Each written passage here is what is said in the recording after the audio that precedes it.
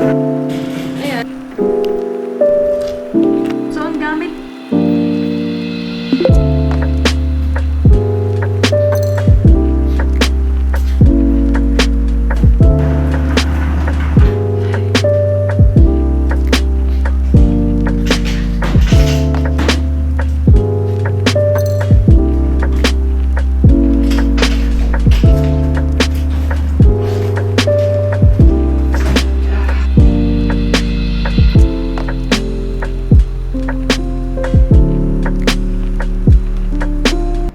Hello mga mahals! Andito kami sa shop ngayon. So, mag-print kami ng stickers. Tapos, maglalagay kami ng yung sa Hermes din, mag-print din kami. Para mailagay na namin siya sa Shopee. And sa mga shelves dito sa shop. So ngayon mga mahals, maraming klase ng mga kandila kami ginawa. Meron yung ganito, 100 grams. Ang cent nito is nasa 7 cents. So, lalagyan namin to lahat ng stickers. Ganyan. Meron pa doon. Meron pang 300 grams, meron din 200 grams. Tapos, mga Hermes. Yung ibang Hermes kasi meron ng mga stickers yan, naka-sale na din. So, naitago ko na siya. Na-display ko na rin yung sample. Pero yung iba is wala pa. At saka may new scent kami sa Hermes, kaya very excited.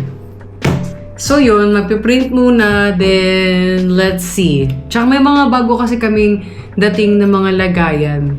So kailangan namin ma-display na. Maayos yung per shelf niya.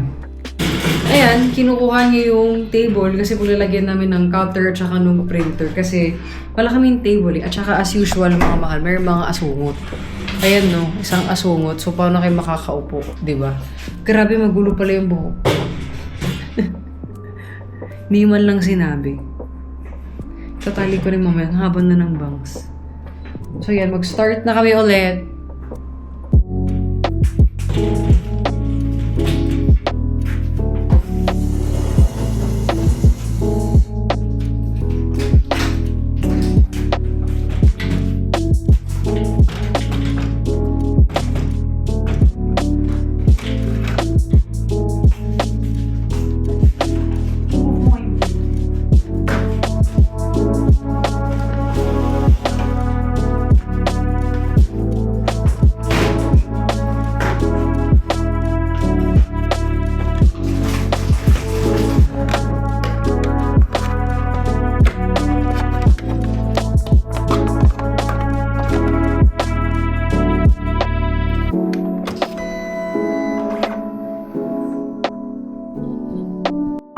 Prod, mga mahal, piprint kami. So, kaming dalawa lang ni TC talaga. Kami yung production, kami yung nag-aayos ng lahat.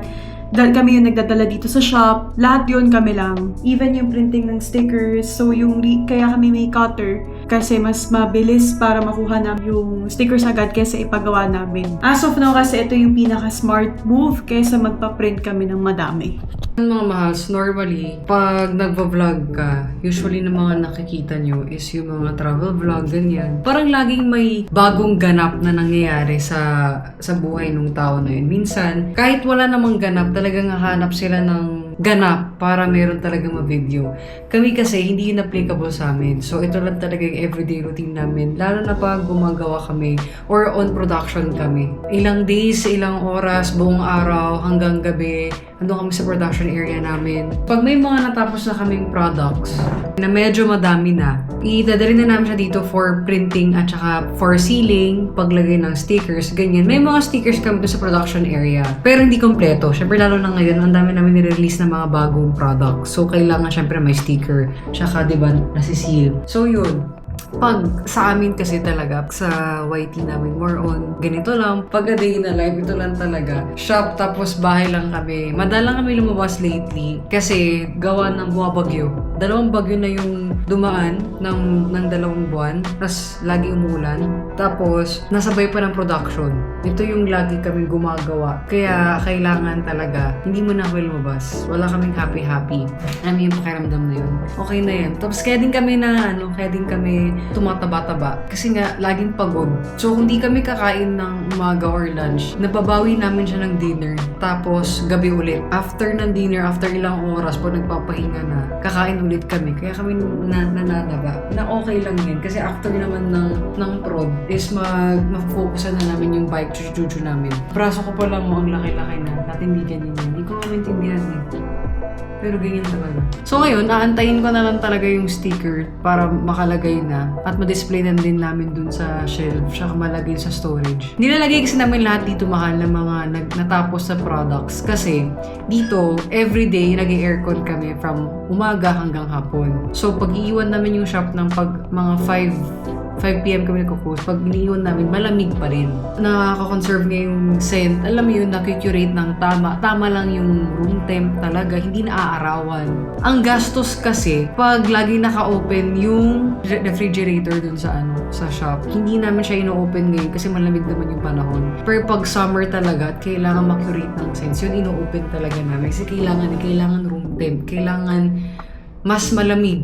Ang room temp kasi sa Pilipinas is mainit na sa ibang lugar eh. Hindi siya room temp, kumbaga. So yun, kailangan namin ng i-ref yung mga scents na na-curate na. So ngayon, dala-dala namin lahat ng mga nagawa namin. Pero hindi pa tapos, meron pa sa production area namin sa bahay. Meron pa kami mga kandila na hindi natatapos. Hindi pa inaayos, ganun. So tatapusin namin yun once na naayos na namin to. Para hindi siya yung alam mo yun, ang dami-daming ipiprint and all. Hindi kasi kasya ang isang oras.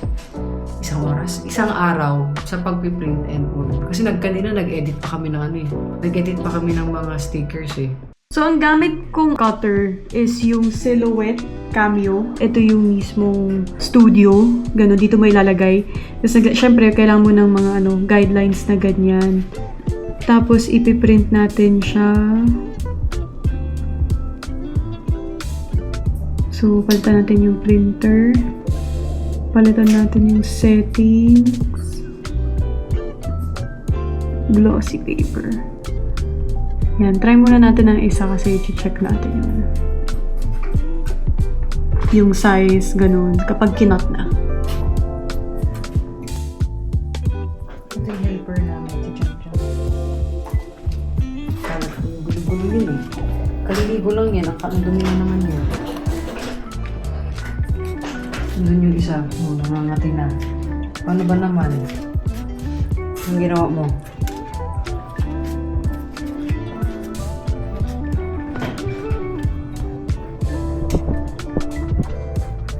Hindi pa naman sila nag-groom mga man. Kasi wala pa kaming time, maulan pa, laging puno dun sa grooming. Nag-groom namin sila para sa siguro next month pagkatapos ng na to.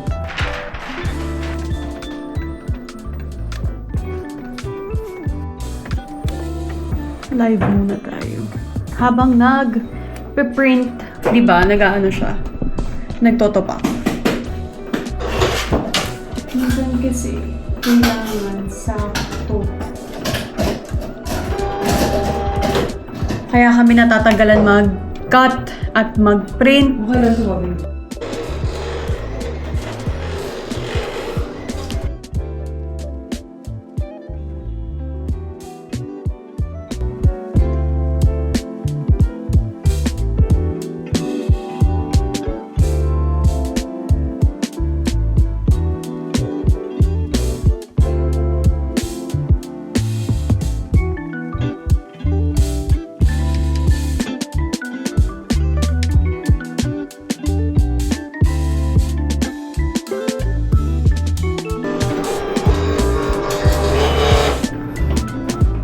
Almost done.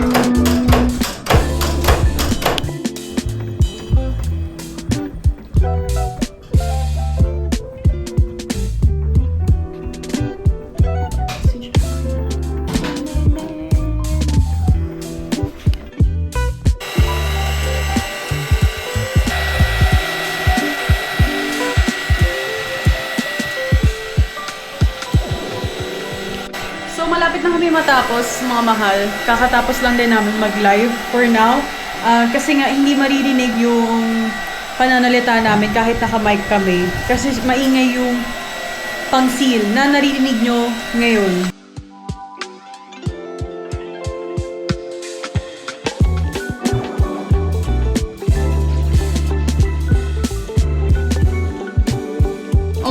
done, mga mahals. Konti na lang, konting piece na lang. Konting dikit-dikit na lang ng mga stickers. No, Bobby? Yeah. Pagod si TC kasi siya ngayon nagdidikit, diba? Tapos, nag-stop kami sa live kasi nag-seal kami ng mga air mist. Buong araw ko natayo. Oo, buong araw siya nakatayo. Nakakaano din, nakaka-drain din kahit nagpiprint ka lang kasi kailangan tama yung measurements, tama yung scent na didikitan mo. So, from time to time, aamuin mo. Ganun. Kaya yun. Kaya nag-aalat talaga kami ng isang araw na mag-print ng stickers kasi kung hindi, pamamadaliin namin yun. Sayang, diba? Baka magkamali pa kami. Malapit na matapos.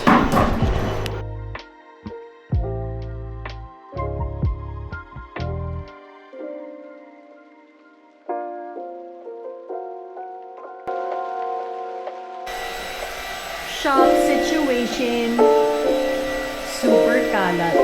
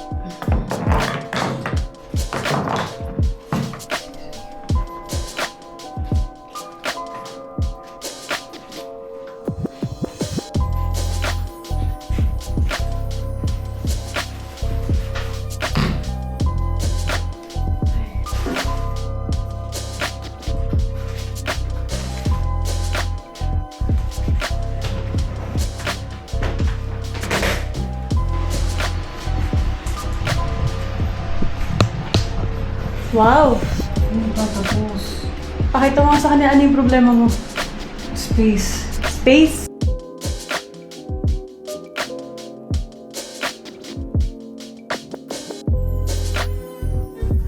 Si TC, pagod na siya. Wala na rin siyang boses. Kinukuha lang niya yung mga oil burner kasi i-display na namin dito. Ito na lahat. Okay. So, ayusin na lang natin kasi konti na lang siya eh. Oops. Nakaset yan ngayon. Oo, nakaset kasi siya ngayon. Ngayon pero natin sure kung sa mga susunod na panahon, di ba? So, yan. Oil burner set. Ayan. So, ito na yung situation ng shop ngayon. Hindi pa tapos, pero ang dami ng improvements. Inayos na ni TC itong mga kandila. Yung mga kandila. Coconut and beeswax blend. Okay? Hindi siya soy wax. Ito, 300 grams. 100 grams. Ayan, set siya. Tapos, yung mga reed diffusers. Ito. Ito naman yung yung mga pang giveaways namin to. Pang freebie namin. Kapag, let's say, may promotion, whatsoever. Coasters, ito yung set na kasama sa ganito. Yan. Ang reed diffuser oil burner. Ito yung 2,000 grams na candles. Then, ito yung sa air mist. So, kapag nagla-live kami, ito yung background. Yan yung background. Diyan yung background. Tapos, nakatayo kami dyan the whole day. So, yan. Usually, ganito yung setup kapag naka-live.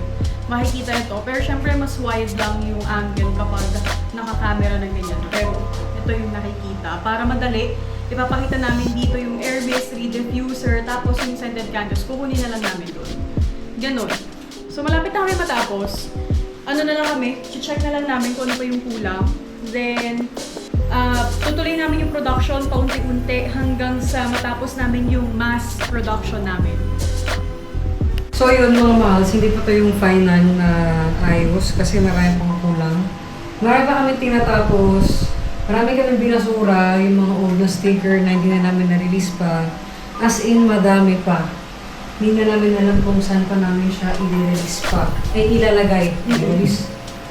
Pero bala kasi namin paliin lahat ng shelves, di ba? Para mas maganda, para happy yung shop.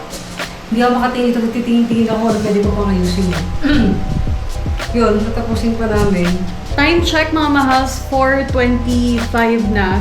Maya-maya uuwi na kami. So usually yung day namin is nagsistart siya ng buhat kami ng mga ng mga products, tapos i-organize namin siya, tapos namin magpiprint kami ng stickers and all, lalagyan namin, then lilitpitin na namin. So yan yung usual day namin kapag nandito kami sa shop na nagpiprint ng stickers. So yun, so sa mga gustong makatry ng products namin, pwede nyo i-check sa Shopee, Balay Des Chilo. Ilalagay ko din yung link sa description sa baba. Then, pwede nyo rin kaming i-follow sa socials namin, sa Facebook, sa Instagram, even sa TikTok. Sa TikTok namin dalawa pwede, or even sa Balay. Pwede rin kayo manood ng live, Shopee Live. So, kapag walang production day katulad nito, nagla-live kami from Monday to Saturday. Tuloy-tuloy yun. Kaya kami nagma-mass prod para mas tuloy-tuloy yung live natin dun. So, yun yung ginagawa namin. Every single day, live kami from 10:30 or 11 o'clock to 3:30 p.m. So yun mga mahals, maraming salamat sa pagsama sa amin dito sa A Day in a Life as a small business owner. Diba? Yan si TC, very busy, mag-video na siya para i-upload sa story or sa community. Yun mga mahals, see you all sa next video. Salamat!